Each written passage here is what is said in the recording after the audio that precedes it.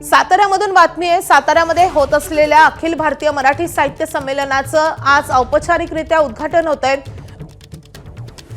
मुख्यमंत्री देवेंद्र फडणवीस यांच्या हस्ते आज उद्घाटन होईल।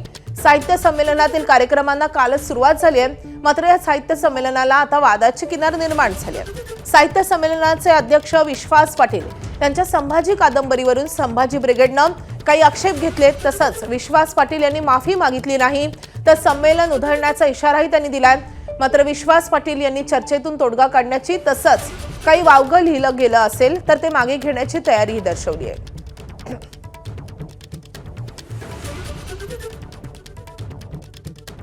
हे आंदोलक आहेत ते माझ्यापेक्षा वयाने लहान आहेत आणि माझं पुस्तक हे 2006 साली कादंबरी आलेली आहे। सोलापूरच्या साहित्य संमेलनात एका 3,500 प्रती खपलेल्या आहेत। 2-3 पिढ्यांनी ती वाचलेले आहेत। तरी सुद्धा आमच्या तरुण मित्रांना या संभाजी ब्रिगेडच्या काही शंका असल्या तर ते आम्ही एकमेकांसमोर बसून त्यातून ठरवायचं आणि मार्ग काढायचं ठरवलेलं आहे।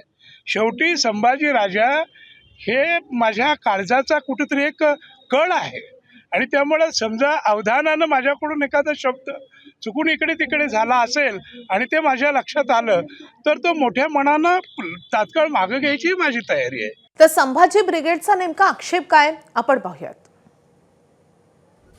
तर विश्वास पाटील यांच्या संभाजी कादंबरीमध्ये ऐतिहासिक पुराव्यांचा अभाव आहे असा त्यांचा मुख्य आक्षेप आहे। कादंबरीत संभाजी महाराजांविषयी खोटा आणि बदनामीकारक मजकूर असल्याचाही आरोप आहे। संभाजी महाराजांच्या अंत्यसंस्कारांविषयीचा उल्लेख ऐतिहासिक नोंदीत नाही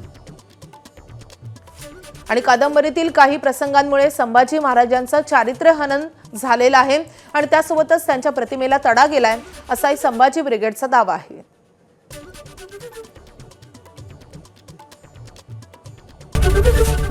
एबीपी माझा, उघडा डोळे बघा नीट।